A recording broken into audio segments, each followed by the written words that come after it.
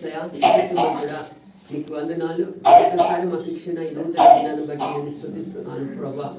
ఇదిగో ప్రత్యేకంగా చదవబడిన లేఖనమును బట్టి నేను స్తుతిస్తున్నాను. మరొకసారి నీ పాదాలకు వస్తున్నామయ్యా. ఆయా నీ లేఖనం ద్వారా నీ బిడ్డలైన నాతో మాతో అందరితో కూడా మాట్లాడండి. ఎందుకంటే మంచి దినాల్లో భయంకరమైన దుర్దినాల్లో ఉన్నాము ప్రభా. కనుక నీవే మాతో మాట్లాడి మా స్థితిని సరిచేయండి. నీ కొరకు సిద్ధపడాలి. కృప చూపండి. మొదటిగా మా పాప దోషములన్నింటినీ క్షమించి అయా నీ సన్నిధిలో పరిశుద్ధులుగా చేయమని నిలబెట్టమని ప్రార్థన చేస్తున్నాను. మోకరించిన ప్రతి ఒక్కరిని కూడా ఈ ఆధీనంలో తీసుకెళ్ళి అయా నీ వాక్యం తెరవబడటానికి హృదయపూర్వకంగా వాక్యాన్ని అంగీకరించేటప్పుడు నీ కృప చూపు. శాతాన్ని ఎక్కడ దొంగిలించలేదు ప్రభా. ప్రతి ఒక్కరిలో సంపూర్ణంగా ఆ వాక్యం పనిచేయలాగా కృప చూపు. ఎన్నో బలహీనంగా నన్ను నీకు అప్పగించుకొని నిలబడే శక్తిని అయా నాయన కృపను దయచేయండి. ఈ ఆత్మచేత నింపండి.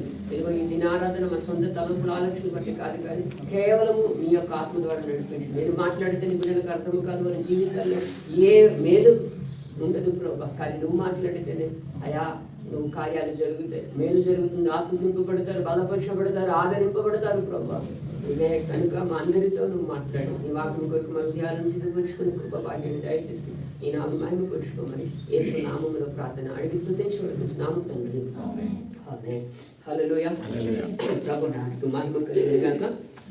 మొట్టమొదటిగా దేవునికి స్తోత్రాలు సమర్పిస్తున్నాను. అందరికీ కూడా ప్రభు పేరిట హృదయపూర్వక వందనాలు చెల్లిస్తున్నాను.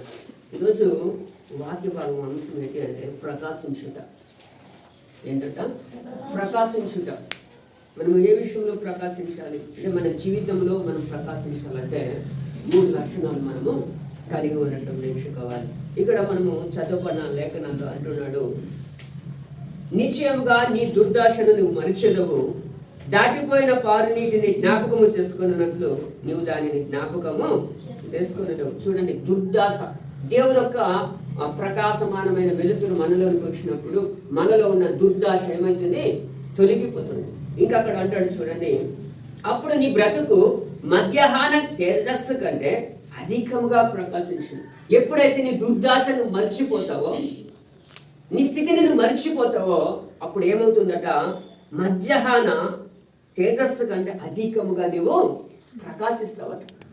చూడండి, భర్తలో మేము ఏం చేశాడు? ఆ రోడ్డు పక్కన ఉన్నప్పుడు ఆ మార్గం గుండా యేసుక్రీస్తు వెళుతున్నాడని విన్నారు. విన్న తర్వాత ఆయన ఏం చేశాడు? ఎవరైనా పట్టించుకున్నాడా?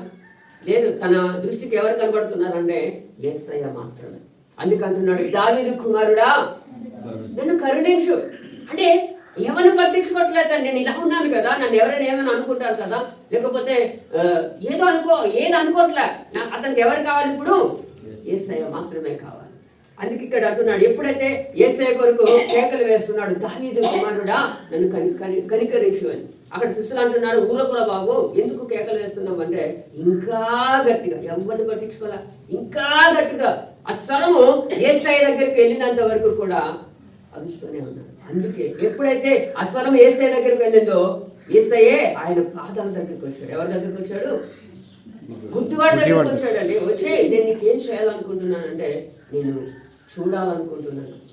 వెంబడే తనకేమొచ్చిందట? చూపు వచ్చింది. చూడండి, ఎప్పుడైతే అడిగాడో తన దుర్దాశను విడిచిపెట్టేశాడు. ఇప్పుడు వెంబడే తన యొక్క వస్త్రము నా కంచము జల్లేశాడు. అంటే తన స్థితి ఏమైపోయింది? మారిపోయి. అందుకే అంటున్నాడు, నువ్వు దుర్దాశను మరిచేదావు. ఎప్పుడు? దేవుడు ఒక ప్రకాశమైన వెలుతురు నీలో నాలో ప్రకాశించినప్పుడు. అందుకే అంటున్నాడు, అప్పుడు ఏమంటున్నాడు? అప్పుడు నీ బ్రతుకు మధ్యాహ్న కాల తేజస్సు కంటే అధికంగా ప్రకాశిస్తాం. ఎప్పుడైతే మనం దుర్దాశను మనం విడిచిపెడతామో అప్పుడు మనం ఏమవుతాం? ప్రకాశించడం ప్రారంభిస్తాం. అందుకే పౌలు అంటాడు, వెనుక్కున్నవి మరిచి ముందున్న వాటి కొరకు నువ్వు పరిగెట్టాలి. వెనుకున్నవి మనం జ్ఞాపకం చేసుకోకూడదు.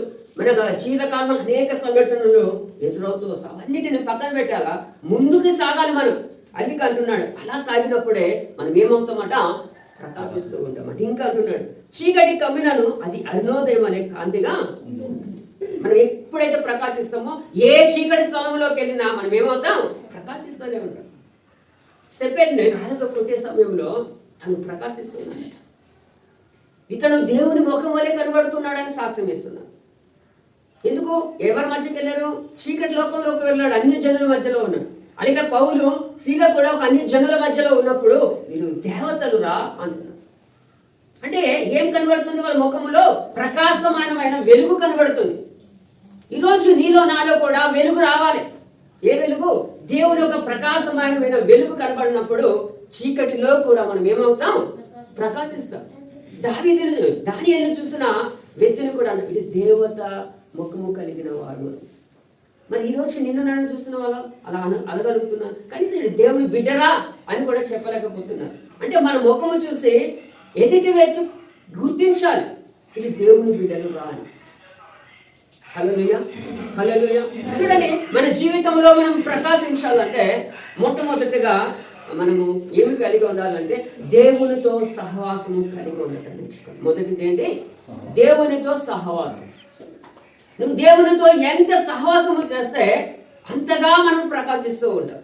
మొదటి లక్షణం ఏంటి అంటే, 3 లక్షణాలు మన జీవితంలో మనం ప్రకాశించాలంటే మొదటి లక్షణం మనకు దేవునితో సహవాసము కలిగి ఉండటం.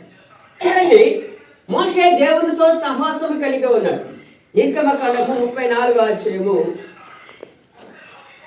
29వ వచనములో అంటాడు కదా, చూడండి, దేవునితో సహవాసము చేయడం వలన మోషే సీనాయి కొండ దిగుచుండగా శాసనములు గల ఆ 2 పలకలు మోషే చేతిలో ఉండెను. అతడు ఆ కొండ దిగుచుండగా చిన్నప్పుడు తన ముఖ చర్మం ప్రకాశించిన సంగతి మోషేకు తెలిసి ఉండలేదు. హల్లెలూయా. చూడండి, ఇక్కడ పరిశుద్ధ లేఖనాలు మనకు చదివిస్తున్నాయి. మోషే దేవునితో 40 దినాలు సహవాసం చేశాడు. 40 దినాలు సహవాసం చేసినప్పుడు దేవుడు ఏం చేశాడట? నిబంధన పలకలు ఇచ్చాడు. అవి పట్టుకొని బయటికి వస్తూ ఉన్నప్పుడట తన